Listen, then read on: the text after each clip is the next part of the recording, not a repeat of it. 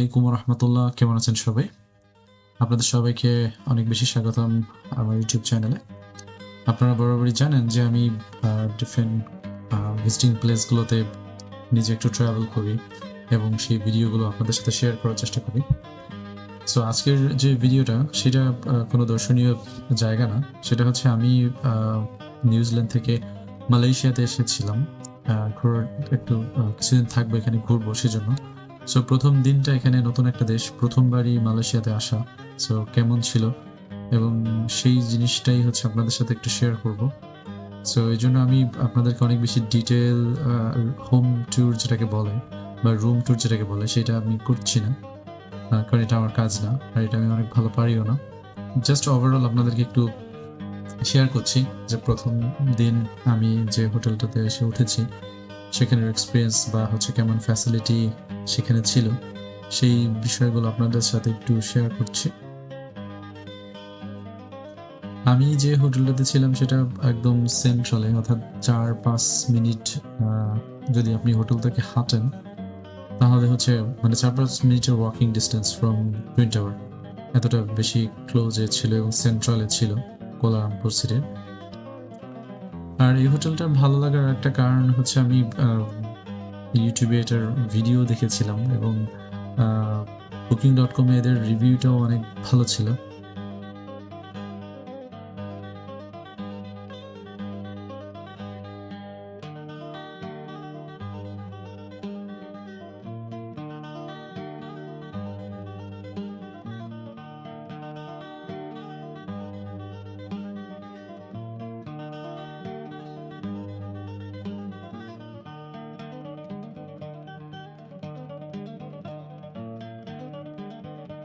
So দুইটার কম্বিনেশনেই হচ্ছে ভালো লাগার, এবং কয়েকটা বিষয়ে আমি ফোকাস রেখেছিলাম যখন বুক করেছি।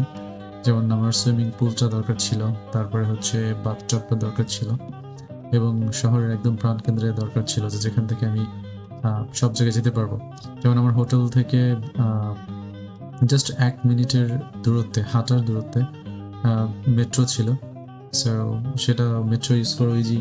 তারপরে হচ্ছে টুইন টাওয়ারের কথা তো বললাম, 4 থেকে 5 মিনিট যদি আমি হাঁটি তাহলেই হচ্ছে টুইন টাওয়ার। আমি পেট্রোনাস টুইন টাওয়ারের কথা বলছি। সো সব কিছু মিলিয়ে আমার কাছে বেটার মনে হয়েছে, সেই জন্যই হচ্ছে এই হোটেলটা বুক করা, এবং ওভারঅল সব কিছু মিলিয়ে এক্সপিরিয়েন্সটা ভালো ছিল। সো সেই গল্পই আপনাদের সাথে আজকে আমি করব, আর সেজন্যই হচ্ছে এই ভিডিওটা শেষ পর্যন্ত দেখবেন আপনারা। তো চলুন দেখতে থাকি।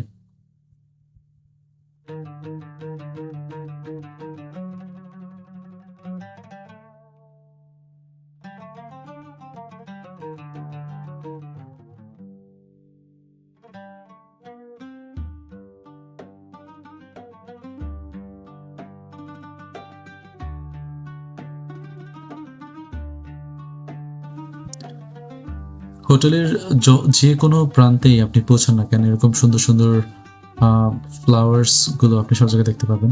দ্যাট মিনস খুব বেশি সুন্দর ডেকোরেট করা এভরিওয়্যার। সো আমরা আপনাদেরকে এখন সুইমিং পুলটা একটু ঘুরিয়ে দেখাবো। খুবই সুন্দর একটা সুইমিং পুল, যেটা আমরা হচ্ছে ব্যালকনি থেকে দেখেছিলাম। সো সেদিকে আমরা যাচ্ছি।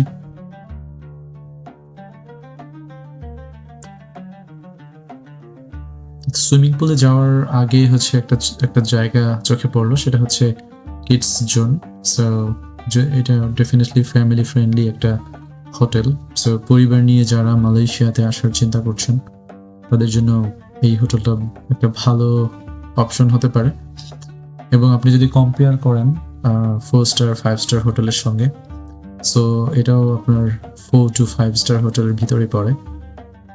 আপনি ফ্যাসিলিটিও ভালো পাবেন, আবার প্রাইসটাও রিজনেবল। সো সব কিছু মিলিয়ে ভালো, ফ্যামিলি ফ্রেন্ডলি একটা হোটেল। সো ফ্যামিলি নিয়ে আসার মতো একটা রাইট। সো এটা ছিল হচ্ছে সুইমিং পুল।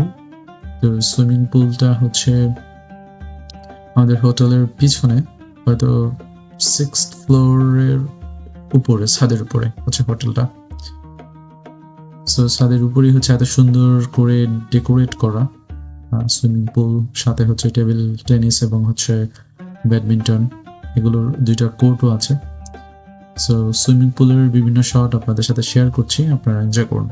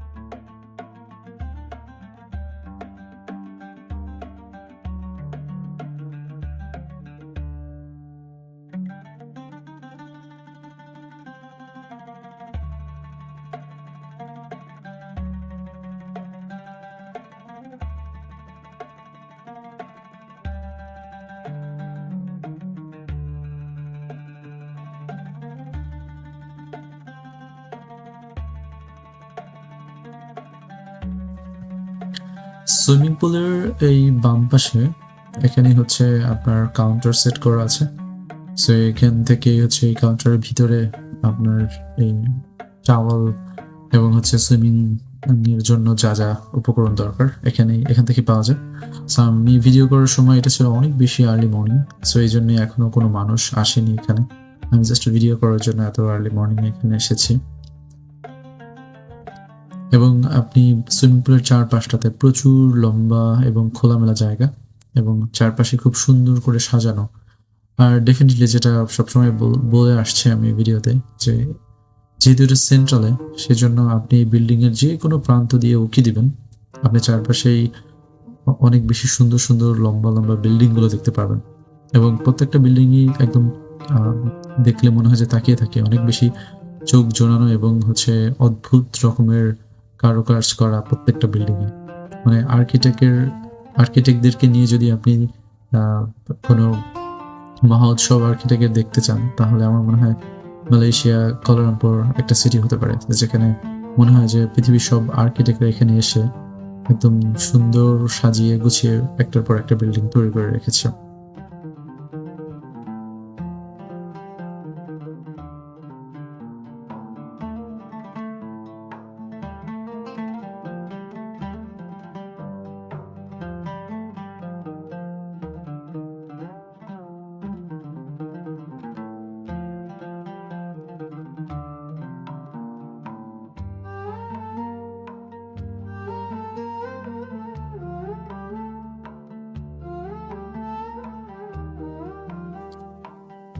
আমরা যখন এসেছিলাম তখন অসম্ভব রকমের গরম কুয়ালালামপুরে।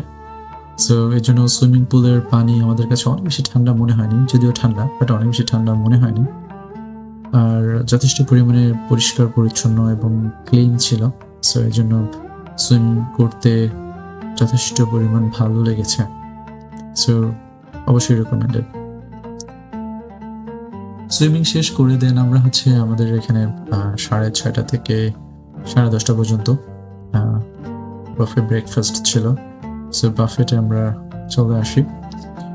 সো অ্যাজ ইউজুয়াল আমি যেটা বলেছি যে আমি হচ্ছে রেগুলার ব্লগার, যেভাবে ভিডিও মেক করে আমি সেভাবে আপনাদেরকে ডিটেল দেখাইতে পারছি না, কারণ আমার ভিডিওর ফোকাস একটু আউটসাইডে।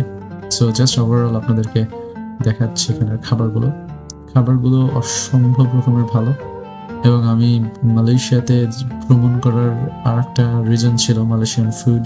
সো এদের মর্নিং ব্রেকফাস্টে যথেষ্ট পরিমাণে ডিফারেন্ট ভ্যারাইটির মালয়েশিয়ান ফুড ছিল, সাথে ইন্টারন্যাশনাল ফুডও ছিল, ওয়েস্টার্নও ছিল, এবং হচ্ছে আমাদের এশিয়ান কিছু খাবারও ছিল। সো সব মিলিয়ে অনেক বেশি মজার ছিল প্রত্যেক দিনের ব্রেকফাস্ট। এবং এরকম কয়েকটা লাইভ স্টেশন আছে যেখানে হচ্ছে আপনি ব্রেকফাস্টের সাথে সাথে এদের রান্নাগুলো দেখতে পারবেন এবং খুবই ভালো লাগে রান্নাগুলো দেখতে, কত সুচারুরূপে প্রত্যেকটা কাজ। এবং মনে হয় যে অনেক বেশি ছোট ছোট কিউট কিউট বাচ্চা, এদেরকে দেখলে মনেই হয় না যে এরা অ্যাডাল্ট হয়ে গেছে, অনেক ছোট। দেখলেই মনে হয় যে অনেক কিউট ছোট, মনে হয় যে 15-16 বছরের ইয়াং ছেলে তারা রান্না করছে। খাবারগুলো অসাধারণ অসাধারণ।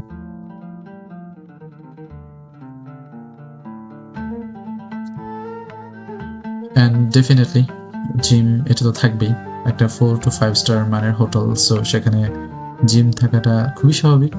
সো এখানেও আছে, বাট এখানে ভিডিও করার যেটা রিজন সেটা হচ্ছে যে আপনি এই জিমনেশিয়ামে আসলে এখানে যে বিশাল বড় বড় থাই গ্লাস দেওয়া আছে, এখান থেকে আপনি বাহিরের চমৎকার দৃশ্য দেখতে পাবেন। এবং অনেক যেমন আজকের মর্নিংটা অনেক বেশি সানলাইট ছিল, সেজন্য বাহিরের পরিবেশটা অসাধারণ। আমি যেদিন মালয়েশিয়াতে ল্যান্ড করি সেদিন অনেক বেশি বৃষ্টি ছিল রাতে, সো অনেক বেশি ভয় পেয়ে গিয়েছিলাম যে বৃষ্টির জন্য না জানি পরের দিন কেমন হয়। বাট আলহামদুলিল্লাহ মর্নিংয়ে দেখি যে বৃষ্টি চলে গেছে এবং অনেক বেশি সানলাইট। এই তো এটা ছিল আমার প্রথম দিনের ভিডিও। মালয়েশিয়া নিয়ে অন্য ভিডিওগুলো দেখার জন্য আপনাদেরকে আমন্ত্রণ। ভালো থাকবেন, আল্লাহ হাফেজ।